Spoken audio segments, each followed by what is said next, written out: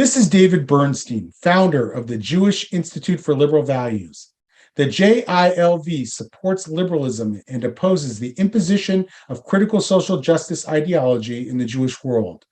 Check us out on jilv.org and subscribe to the SpeechCast wherever you listen to your podcasts. The SpeechCast is a joint venture of the JILV and the Speech Project of the Jewish Journal. I'm pleased to have with us today Robert Litan. Robert is a non-resident senior fellow at the Brookings Institute. He is an author. He is a lawyer. He started today with a new firm called Berger Montag out of Philadelphia. He is somebody that I've followed over the years in his writings and speaking and so forth. And I was really intrigued when I saw a book called Resolved, How Debate Can Revolutionize Education and Help Save Our Democracy. And welcome. Thank you so much. Nice to have you. Thank you. Thank you for having me on. Sure. So you have this whole idea about how debate can change the way we think about education. Can you talk a little bit about that? Yes. So I was a competitive debater in high school and college. And in 2018, this is many years, of course, after I had been in high school and college. I'm going to be 72 in May. In 2018, I got a notification on my Twitter about an article in the Christian Science Monitor, of all places, talking about how debate was a really big deal in Kansas. And I write books for a living, and I'm always looking out for the next book. Mm-hmm. And I was very disturbed at that time about the tremendous polarization in the country, which of course is now worse than it was then. And I immediately had a thought bubble come to my head. First is, I know a lot about debate. And second is, I imagined if everyone in the country had debate training like I did, we wouldn't be in the mess we're in. Because one of the things you learn in competitive debate is how to talk to people in a civil manner. You make cogent arguments based on reason and evidence. You learn how to basically take arguments that you don't like or whatever, but you focus on the argument, not on the person. And so you learn all these skills in competitive debate. And so, the immediate thought I had, well, maybe I should write a book about how everybody should become a competitive debater, and quickly realized, of course, that's ridiculous. That's like asking everybody to be a basketball player and be on a college team, professional teams. That's just totally unrealistic. So I started making lots of calls to a lot of people who had been in debate. They all agreed with me, by the way, in the premise that if everybody had debate training, we wouldn't be in the mess we're in. But then eventually I ran across two remarkable educators, one in Boston and one in Chicago, who were adapting competitive debate into the classroom, not just into a debate class, but into every class in middle and high school, even in science and math. And we can talk about how that can be done later. And basically, it enables everyone to learn through debate. And the teacher, instead of becoming a sage on the stage and lecturing and having stuff go through, kids' ears, one ear and out the other, the kids themselves teach each other by learning how to argue and learning how to do it in a civil way. And what I found when I went to Chicago and Boston and saw this in practice, and these were, by the way, mostly schools that were minority kids, typically a year or two behind grade level when they started. And debate had dramatically changed their lives in the same way that it had changed mine. And the kids retain more, they understand more. It's just common sense that when you have to articulate something and learn how to speak something, you're going to understand it better and you're going to remember it better. And you're just not going to just, remember it for the test and then all of a sudden forget it. It sticks in your head. So it's a much better way to educate. And I wrote a book about it. And that's the title of the book. Beautiful. So we are living in this age of sort of information overload, and at the same time, our intermediating institutions have also sort of crumbled. In other words, we don't have a Walter Cronkite interpreting the world for us in a unified manner as we might have, just a decade or two ago. And I've had this sense that we need, and I've called it this, like a Marshall Plan for critical thinking. In other words, we have to scale up critical thinking so that people can interpret the world and be able to make sense of a bewildering information environment. As your friend and mine, John Roush, would say, a sort of an epistemic chaos that we're currently in. And I've raised this with a few people, and one person, very smart person, said, "That's all fine and dandy, but I don't think the vast majority of people are capable of critical thinking skills." And so I wanted to pose that to you. Do you think this can be scaled? Do you think that most people um, are capable, or even a majority of people are capable of critical thinking skills that would emerge from debate? Absolutely. And so there is this notion, which is false, that debate is only for the smart kids, and that was radically disproved by the Boston Chicago experience. And by the way, I found out this kind of debate training is going on in other schools in America.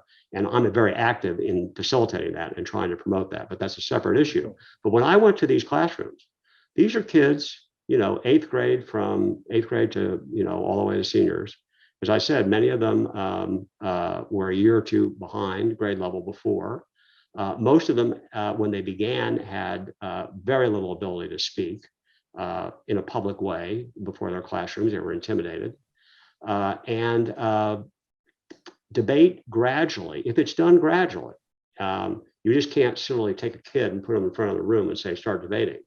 You can start as simple as, and this is literally, and don't laugh, you can start a classroom at the beginning of the year by dividing the class into a bunch of pods, 4 per groups of 4. They turn their desks around. You assign 2 kids on one side and 2 kids on the other. You have to have a proposition, and you have to tell the kids that when you make an argument, it has to have a reason and it has to have some evidence. You just can't say, X is true because I read it on someplace. You have to be able to explain it. So you can start out simply at the beginning of the year by saying, which is better, a cat or a dog for a pet? And you can't just simply say it's because I like cats or I like dogs. There have to be reasons for things. Once you get kids accustomed to start conversing on very simple things, you can do it, by the way, in sports, for example. What's better to watch, basketball or football or baseball, et cetera. Once you get kids accustomed to start talking first to each other, they're not talking to the teacher up front, and they're not embarrassing themselves in front of the teacher. They gradually, it's like learning how to ride a bike. They learn how to talk in a civil way. The teacher walks around the room, and basically if the kids start, cursing, or they start misbehaving, they say, no, you can't do that. That's not the way we talk. We talk in a civil way, et cetera. You can gradually build up critical thinking and persuasive argumentation skills in anyone. All right. Mm-hmm. And you're talking, this is the average kid, and so the notion that debate is only for smart kids is just simply false. So I grew up arguing. I don't know if you'd call it debate or not, but arguing with friends about all kinds of issues. And over time, I felt that helped me develop critical thinking skills that I later brought with me into studying in college, philosophy, or arguing about the issues of the day. It made me want to learn.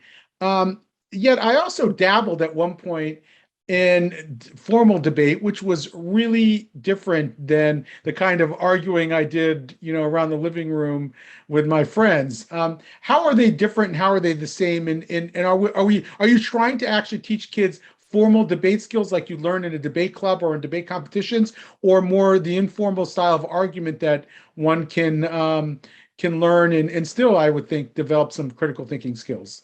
Much more the latter than the former, because formal competitive debate, I'm sad to say, and I talk about this extensively in the book, over the last 50 years has, in my opinion, moved in the wrong direction. It has emphasized rapid speaking to the point of unintelligibility. Mm-hmm. It is based on kids preparing these very, very detailed outlines in Word, and then basically read them as fast as they can without even thinking or listening to the other side. It absolutely is horrifying. I mean, if people want to see what's happened to competitive debate, all they have to do is Google or go to YouTube and just punch in, for example, let's say the 2021 or 2020 National Debate High School Championship or the National College High School Championship.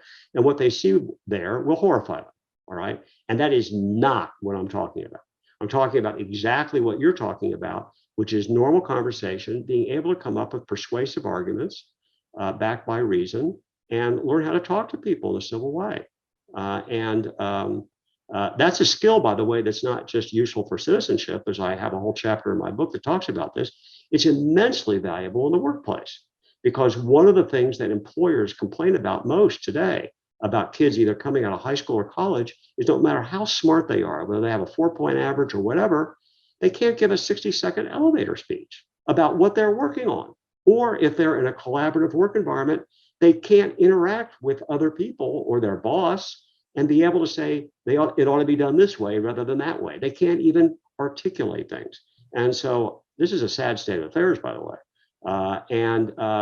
The best way to improve this and make sure that this kind of stuff, passes from the scene is to inculcate debate at an early age. And by the way, there are organizations that are teaching debate skills as early as 3rd grade.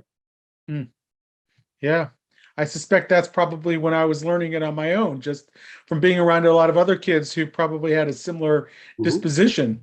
But I was lucky in that way. I was lucky that I was brought up in an environment where debate was encouraged and understood that way. And I'm sure if I had been brought up in a different environment, I would have never even gotten exposed to those skills. You had mentioned that one of the things that made you want to write this book was sort of our polarized political environment. Can you describe what your concerns are about the larger ideological environment we're in today? Well, things obviously are much worse than when I wrote. And to be honest with you, I'm much more confident that debate-centered education can revolutionize education than it can save our democracy. I mean, I'll be perfectly blunt. I'm very worried about our democracy. I mean, we may be past the tipping point, and we can't obviously teach adults who already dug into their information silos, how to be able to objectively have an argument, or even a rational discussion with people that have a different political jersey on the front of their shirts. So I'm not going to make that bold claim. I mean, I'm not going to claim it's going to save democracy. If we can somehow manage this transition and get over the hump over the next 5 or 10 years and hopefully preserve our democracy, if we can train enough kids who are future voters in the kinds of techniques I'm talking about, then yes, I am confident in the long run, you can have an electorate that will behave the way our founding fathers wanted us to behave. And ultimately, what is democracy other than reason, discourse, and public discussion and debate? That's what democracy is. And by the way, there's a huge movement now today to try to get civics back into the schools. And because civics were cut out, and look what the result is. But now people say, oh, we got to get civics back. And the best way to teach civics is to do civics. And civics is not just teaching, well, here are people, here's the Constitution, here's what it says. Let's have discussions about what does actually Article 1 mean, or what does the First Amendment mean? And then have debate topics around those. And in the course of actually doing civics, you learn civics. So that's why I think debate and civics education are just like a hand and glove. They go in, they're perfectly matched. And the best way to teach civics is through debate. So we have this whole debate over, one, whether critical race theory is being taught in classrooms, and two, whether that's a good thing or not, even if you choose not to call it critical race theory. And it seems to me that if you had a robust civics program, you could raise issues like, well, what do you believe that of this? What do you think about critical race theory? And have students debate it rather than being taught it, or being taught certain things about how social dynamics work. What do you think of that? That's sort of one of the things I've been sort of toying in my mind. How can you, I am personally, and I don't know how you feel about this, not opposed to state banning of anything, including critical race theory, but I'm also concerned that schools are indoctrinating kids in specific ideologies. It doesn't have to be just CRT, but in a whole host of things. And instead, if you had a debate-oriented education, you'd be debating these things, not telling kids, not imparting them to kids. Okay, so the very first thing I say about CRT or about virtually any issue is, let's get rid of labels. And by the way, this goes for political parties too. I don't want things identified as Republican or Democrat or whatever. Let's talk about fundamental debatable propositions, and then action items, what to do. So instead of talking about critical race theory, here's 2 propositions which I think are uncontestable, but then we can debate about how to solve them. One is there currently racial discrimination going on in the United States? I think it's incontestable that it is. All right. Now, what should we do about it? Now, that's a debatable subject. All right. People have different ideas. Should we actually have race conscious policies, or should we have socioeconomic policies that, let's say, give you an advantage if you come from a poor area, regardless of your race, rather than as explicitly race conscious policy? That's one example of one thing. A second topic, which I think really goes to the heart of the debate about critical race theory, is as a general proposition, do African Americans suffer today because of past legal discrimination, which was not dismantled legally until the civil rights laws in the 1960s? Do they suffer from past discrimination? I would argue yes. All right. Now, we can have a debate about that, but then, I think it's incontestable that on average, Blacks have suffered because of past legal discrimination, Jim Crow laws, et cetera. But then we come to the critical question, just as we talked about racial discrimination, what do we do about that? All right. Do we just ignore it? Do we have reparations? Do we have affirmative action? Do we have, as I said, maybe special benefits for socioeconomic status without regard to race? Because you can accomplish many of the same things through socioeconomic status as you could through explicitly race-targeted policies, which raise a whole set of complicated issues, constitutional issues, because race is a suspect classification under the 14th Amendment, raises complicated questions. But in any event, I'd rather have very concrete debates about these issues and forget about the labels. Focus on the problem, and whether it could be climate change or you name any one of our other problems about inequality, about economic growth, just go down the list, and get people to focus on the problem. And then ideally, I think the most productive thing, this goes for adults too, is let's focus on how to use debate to advance solutions, not so much argue about the problem. What should we do about it? And then we can have constructive conversations. So the way that it's often framed now is using the term systemic racism, which is a little harder to get your head around. And the basic proposition is: are there invisible systems of bias? Is there invisible bias that's embedded in the very institutions of society? That's a question that I think is debatable and perhaps not even falsifiable in some ways. And is that something that students could debate, or is that something that they should be taught? And I guess then the question is, if you do believe that there are, what are the causes of disparity that exist among groups? Is that something that we could even approach during debate? Is it too sensitive? How would you deal with some of the? I think, David, you've got a really good point, which is exactly what are the causes of disparity, those are debatable issues. So I'm going to raise one very controversial issue, which happens to be true. I recently wrote a document for Standard & Poor's, and it's on their website with a number of other economists. And we cite a very well-known study by Robert Putnam of Harvard, one of the leading political scientists in the country. It's in his latest book, Upswing. And he points to the following fact. This is a fact, all right? If you look at the relative disparities between Blacks and whites on a number of dimensions, income, wealth, longevity, health status, et cetera, the relative disparities between Blacks and whites narrowed over the 50 years before the civil rights laws. This is a true statement, all right? Since the civil rights laws, there's been essentially no change. So we've had 50 years of legalized, no discrimination, and yet the disparities between Blacks and whites on average have not narrowed. What in the hell is going on? All right. Now that is something that we ought to be able to have inquiries about, research about, civil discussion about. And I have a hypothesis. I believe that some part of that is due to the fact of lingering effects of past discrimination. They still have not washed out of the system, but there are other factors at play. All right. There is personal responsibility.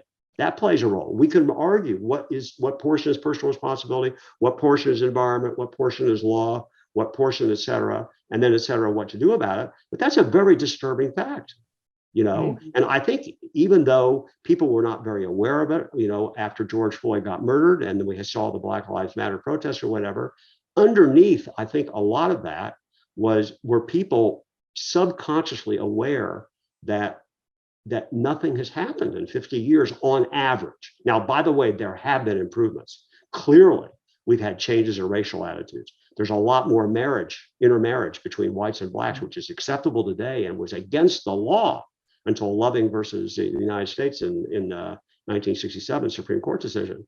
So the point is that there has been progress, but it's really, really been slow. And then we can debate about what should we do about that. One fact that I've heard recently is that today 2/3 of Black Americans now are in the middle class or above. In other words, actually, a very high percentage of Black Americans have sort of left the inner city and have joined the ranks of the middle class, and some even, you have even some Black billionaires. I think the poverty rate among Black Americans is around 18% today, which is much lower as a percentage of Blacks than it was in, I can't tell you what it is off the top of my head, but in 1964.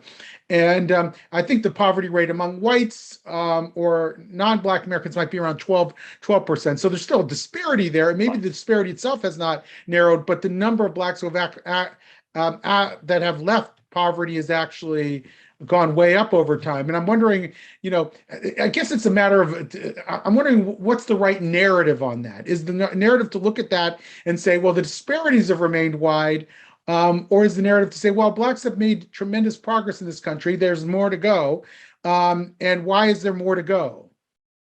Okay, so think about all of us are on an escalator. All right. And over time, all of us have moved up over time because economic growth has made us wealthier. And some of us have gone up faster than others. All right. And just putting aside race for a minute, it is a fact that there has been, tremendous increase in income and wealth income since 1980, roughly speaking. And people at the top 20%, top 5 or 10% or top 1%, their escalators moved up, much more rapidly than the people who are in the bottom 50% or whatever. Now, people in the bottom 50% have still moved up. They just haven't moved up at the same rate as the people at the top. Now, if you superimpose race on that, on average, Blacks have moved up. Yes, and so a lot more are, quote, in the middle class, but unfortunately, the middle class is, depending on how you define it, itself has shrunk. That's a problem, and it's shrunk and it's hurt whites and Blacks. And I would argue that the inequality, the increased inequality, and also the declining share of the population is in the middle class. And then I'll add one more fact, and this is a very important fact. There's a famous economist at Harvard named Raj Chetty. And Raj will, I'm sure, will win the Nobel Prize. He and his team have documented a tremendous decline in upward mobility among Americans in the last 40, 50 years. So as an example, for people that were born in 1940, by the age of 30, 90% of them had done better than their parents. That was basically my parents' generation, okay?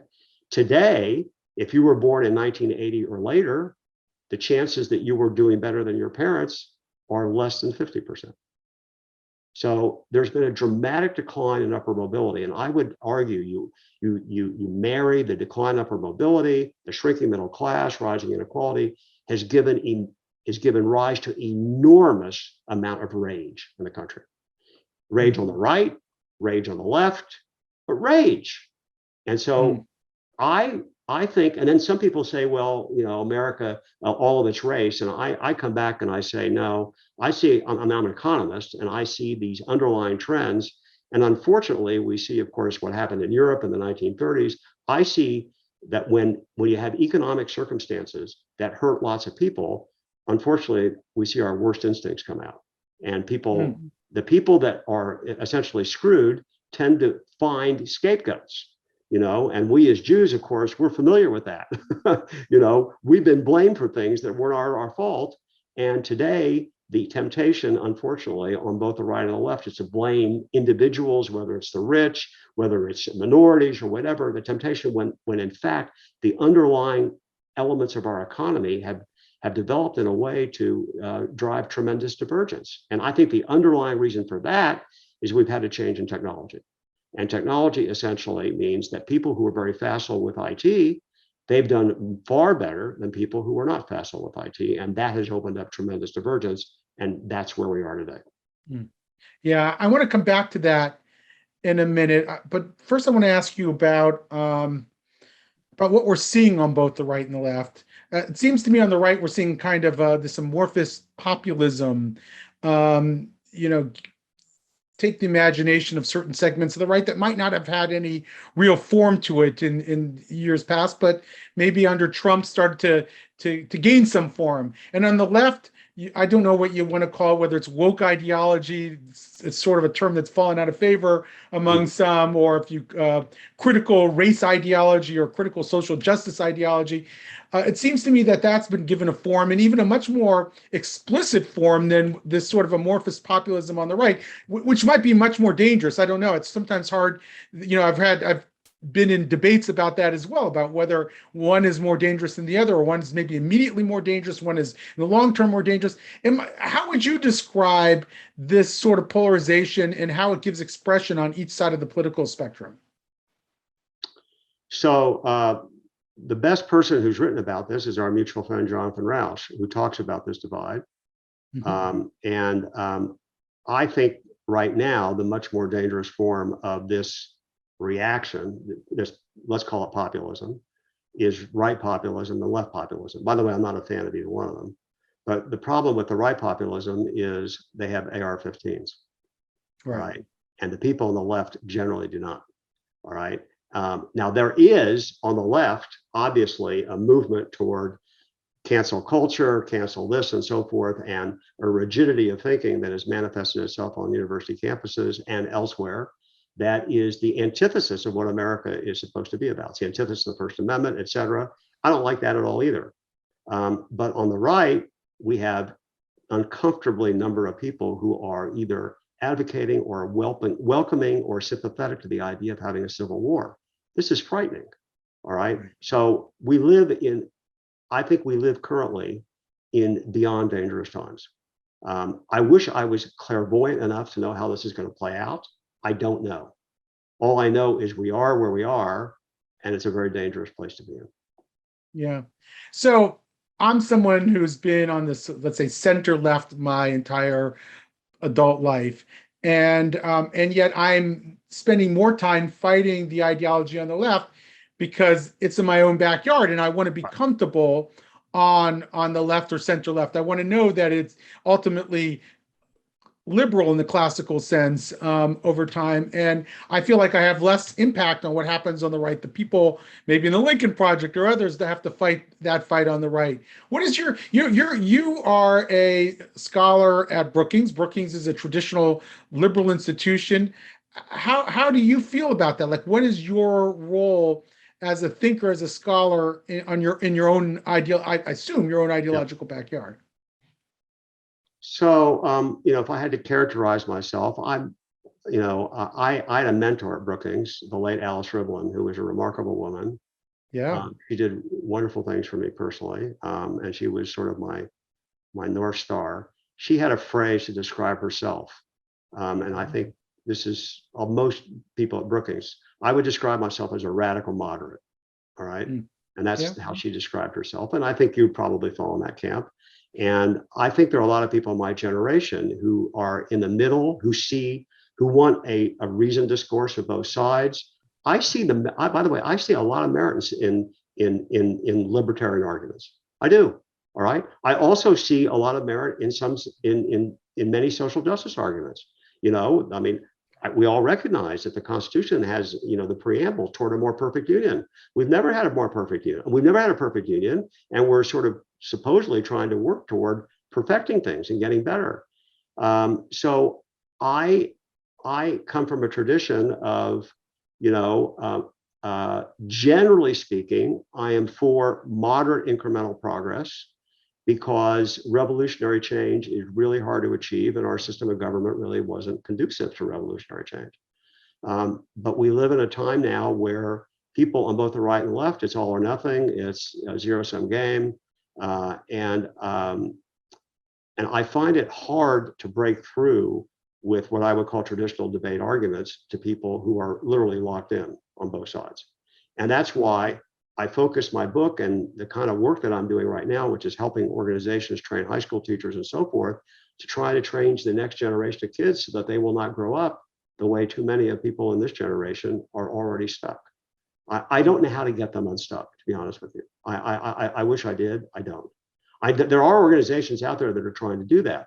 For example, Jonathan and other people are affiliated with this organization called Braver Angels, which tries to get people both on the right and the left to talk to each other in a civil way and have discussions, by Zoom or, the equivalent. But the kind of people that are involved in those discussions is still a drop in the bucket. All I can hope for is there'll be enough rational, moderate people left who will be able to guide us somehow through this transition. But as I said, I wish I had the magic formula. Right now, I don't. All I can do right now is I know I can affect kids. And by the way, I have much more confidence in teachers than a lot of other people do, because the teachers that I've been working with and throughout the country, there are a lot of teachers out there who really want to do right by kids. They really want to help their kids. Sure. It's true they're stifled by bureaucracy, and I grant that, and I know that there are problems with teachers unions, et cetera, and so forth. But by and large, most teachers want to help their kids and they want to do the right thing. And I'm finding a receptive audience among teachers to use these kind of debate techniques, because they'll have more fun teaching and the kids will have more fun and they're more likely to do better in school. So that's the best I can do right now, is try to work on the next generation and hope somehow we make our way through the next 10 years. It's sort of like we're going through class 5 rapids, right? We gotta get to the other side. And if we do intact, then the kind of thing I'm talking about is we'll help build a society that'll be more impervious to kind of things that that are troubling our country today. Right. So I've heard two ways that we might be able to sort of navigate those class 5 rapids.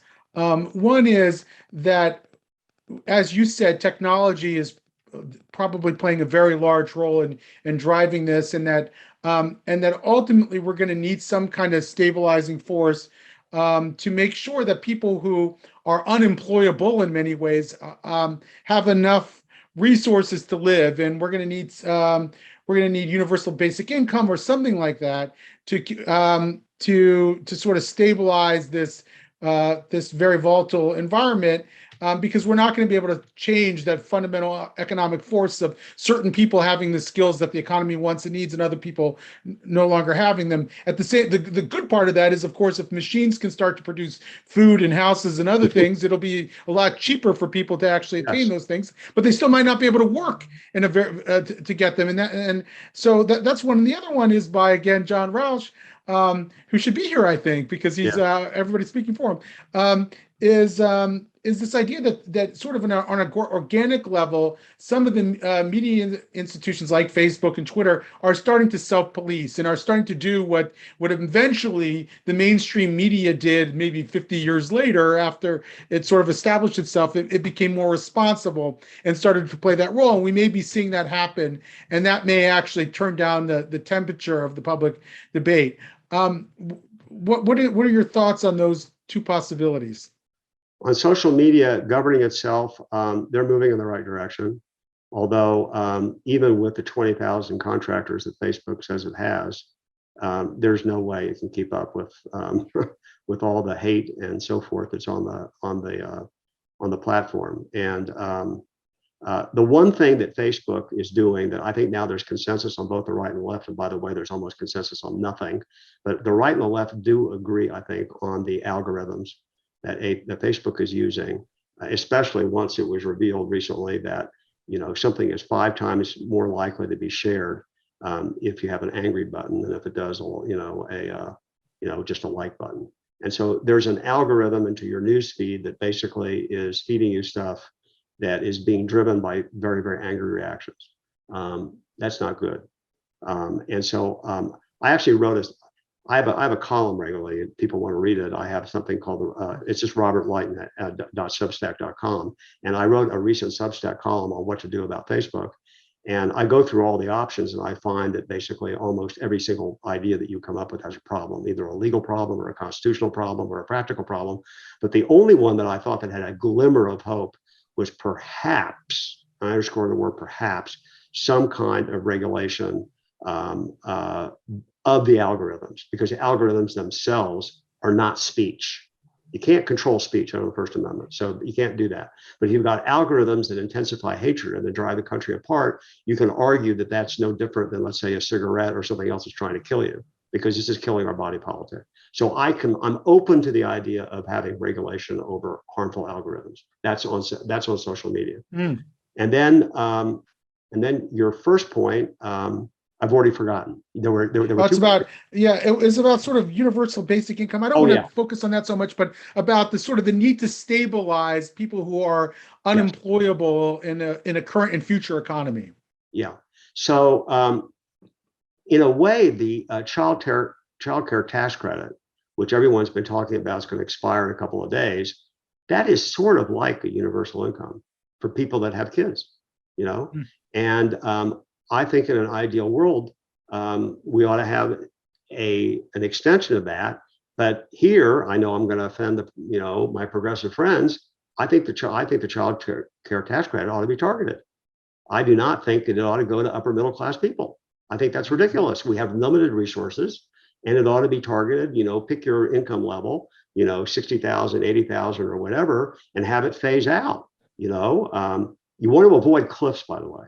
You want to avoid where you go from, at $80,000, you automatically lose the credit. You have to have it phased out so you don't have a marginal tax rate essentially of over 100%. So, but I am for favoring, a targeted child care tax credit. But on the idea that everyone's going to be unemployed, I just want to remind people, and again, this is the economist in me speaking, we've had these fears about technological unemployment for as long as I've been an economist, and I'm now 71 years old.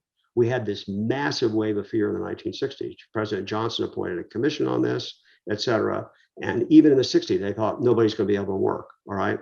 The history of economics, trust me, all right, is that what happens is technological change increases productivity. It leads to higher worker wages. It reduces prices. People are able to afford things.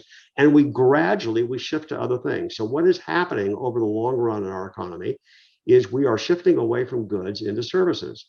And people are spending more and more time, let's say, streaming than they would have been, and they're spending a lot more time on video. And if you look at, by the way, content on entertainment has gone through the roof. Entertainment is a huge industry, all right? Precisely for the reasons we talked about. You got a gazillion channels, you have all these streaming things. There are lots of jobs in the content creation industry that people without a lot of skills can work on. They build sets. They do a lot of skill. They have a lot of work for unskilled labor.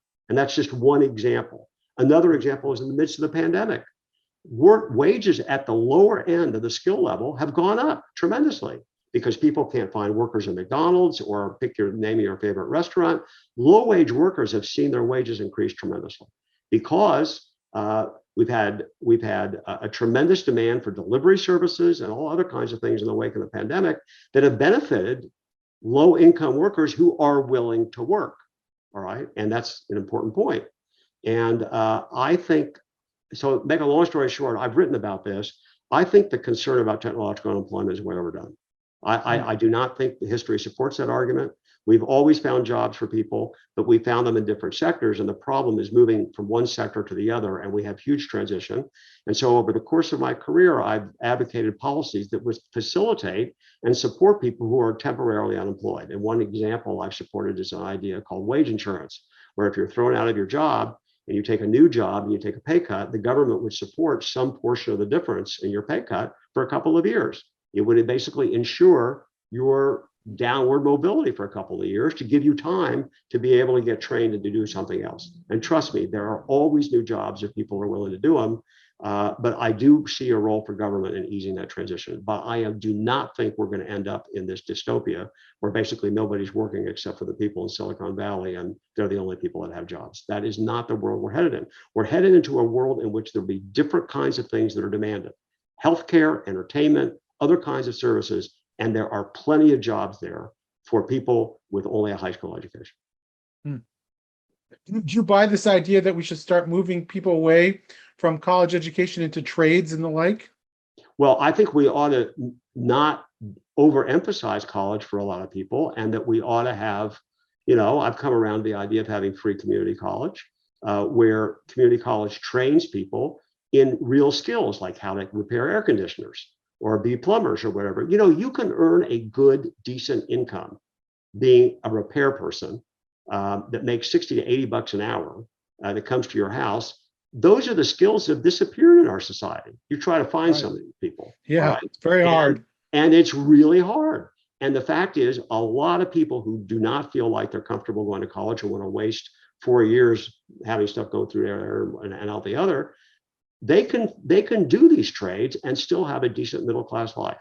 So I am for supporting that. So I'm not saying no college. I'm saying we ought to do more to help people who don't feel like they want to go to college. People have to keep in mind that although 2/3 of high school graduates go on to college, less than half of them finish, and only 30% of the country has a 4-year college degree. So most of the people in America have not finished college. But in the future, if we have, let's say, people with 2-year degrees who have some very specialized skill, they'll be able to have a decent income. And we ought to not look down on that. And by the way, we should not look down on those people who do that. All right, because people like us who have educations are dependent on these people, and we should appreciate these people. And one of the reasons why a lot of these people have moved to Trump is because they feel that no one respects them, and so they hate elites. And I do not blame them for being angry, because a lot of quote liberals have forgotten about them. I mean, the best example I'll give you is when Robert Kennedy was assassinated. You may be too young to remember this, but I remember watching it on TV. Yeah. There was a train that took him to Washington, D.C., and it was lined, just like it was for JFK. It was lined with people. And the people that were watching and were crying at Robert Kennedy's assassination were people today who would be voting for Trump. And how do you explain that? It's because I think the Democratic Party forgot about these people. Yeah, I agree.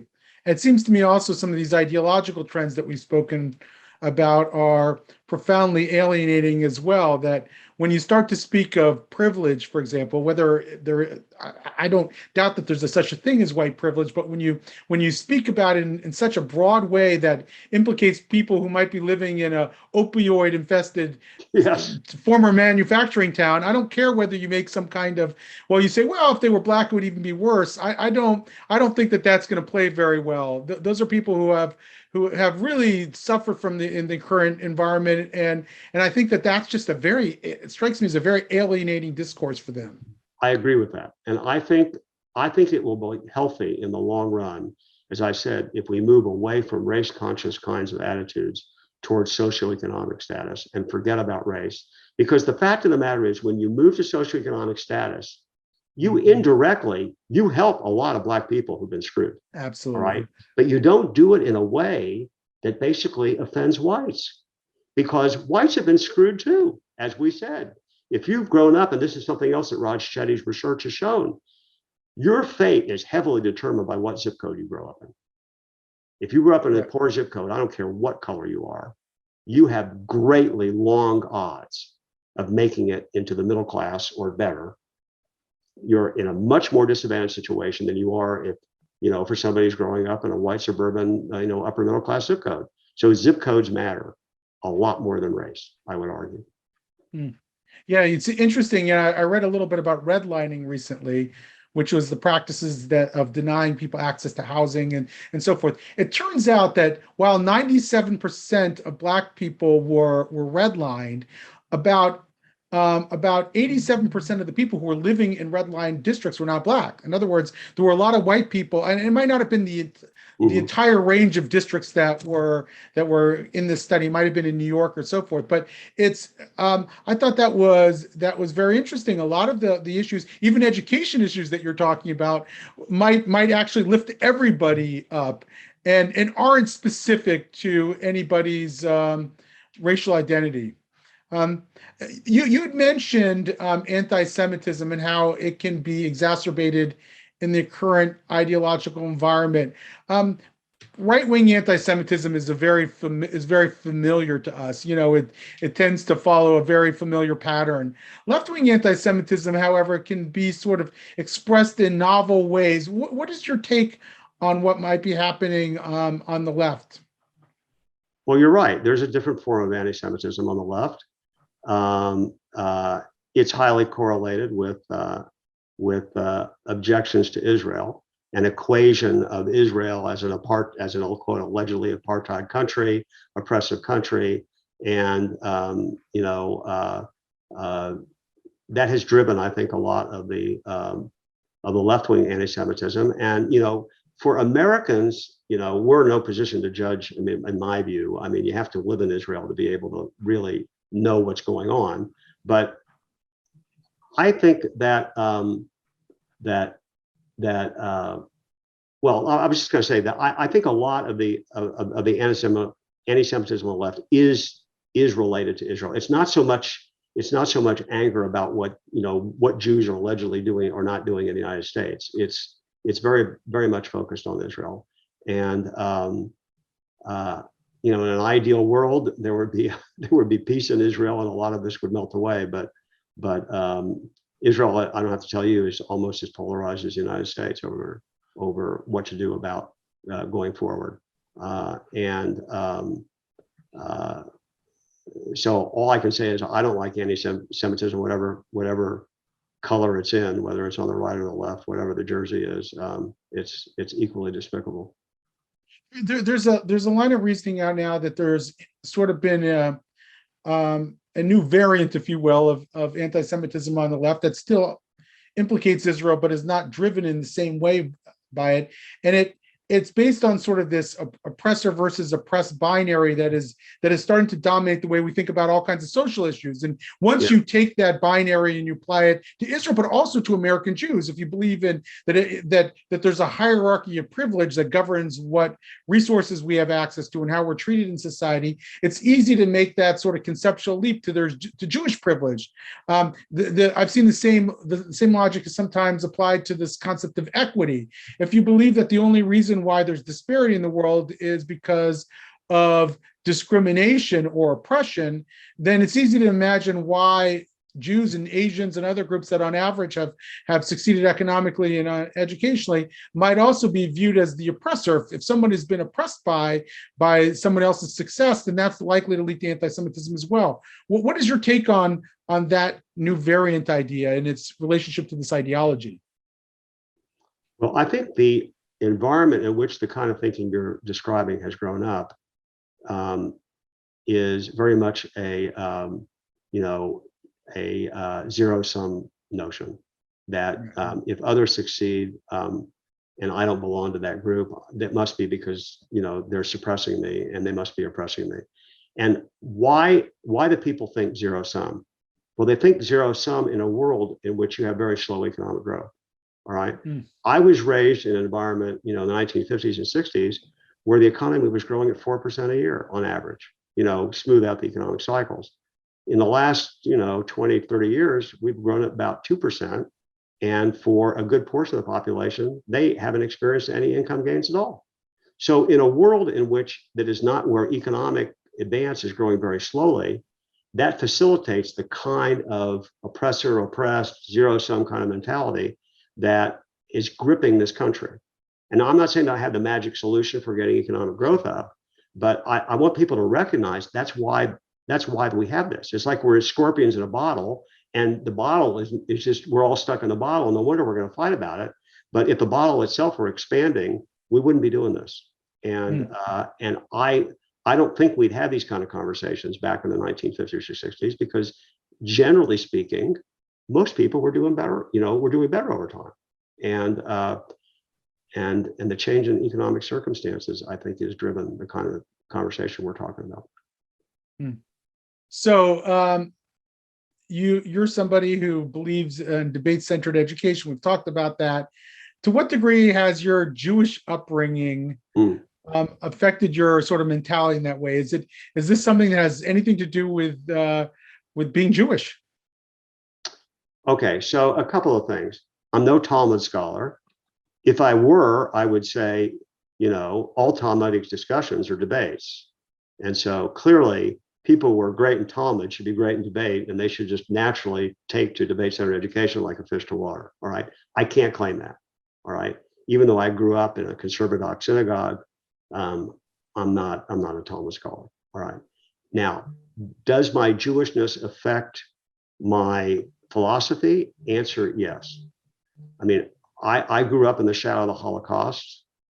My mother's side of the family, who I never met, was wiped out. And I was born in 1950, and I grew up with people who had survived the Holocaust, and so I identified at a very early age with the underdog, because we were the underdog. All right. And so when the civil rights movement started, there were a lot of Jews who supported the civil rights movement because Blacks are the underdog in America. And I don't have to tell you the 3 Jews who got killed in 1964 helping the civil rights movement. And so I historically have been very sympathetic to people who've been screwed. That's just, so in that sense, my Jewishness has made me a person who is sympathetic with social justice. All right. Now, I overlay that, though. My formal training is in economics. And one of the things you learn in economics is we do not have unlimited resources. You need to make choices. And so the rational part, the overlay of that social justice impulse, call it my heart, my head is as an economist. And I says, look, we got to make choices. And not everything's a free lunch. We got to pay for things. And that's what economists learn is basically it's about choices. That's what economics is.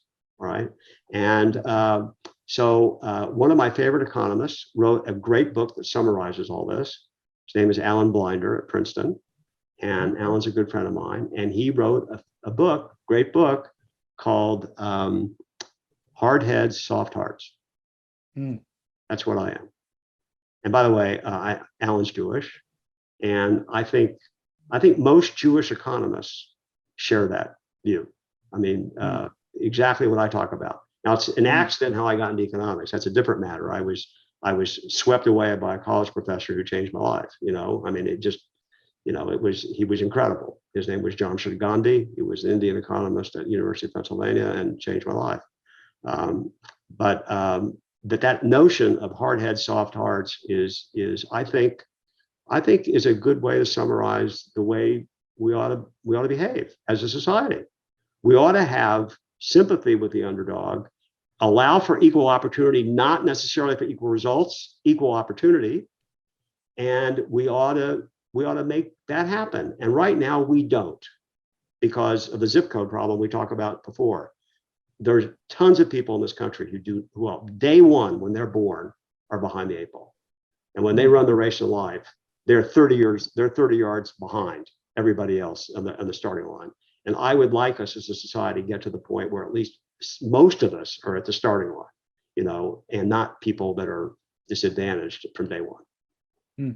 I think I'm going to call this podcast "Soft Hearts, Hard Head," or "Hard Heads, Soft Hearts." Yeah. I think that's a great metaphor, and it's something I think a lot about, in social justice, and certainly Jewish social justice, which has a soft heart, but often misses that hard head, and increasingly wants to sort of stifle it. That's what concerns me. I mean, we need the hard head, soft heart combo, and I feel like we've veered so much in the soft heart that we're not even going to be very effective in pursuing some of what we want in the world. So I really appreciate this, and this is a longer podcast than I usually do because you have such depth of knowledge that I couldn't resist. asking you more questions than I might have otherwise. So really, really appreciate getting to know you, and thank you for joining us. Thank you so much. I appreciate it.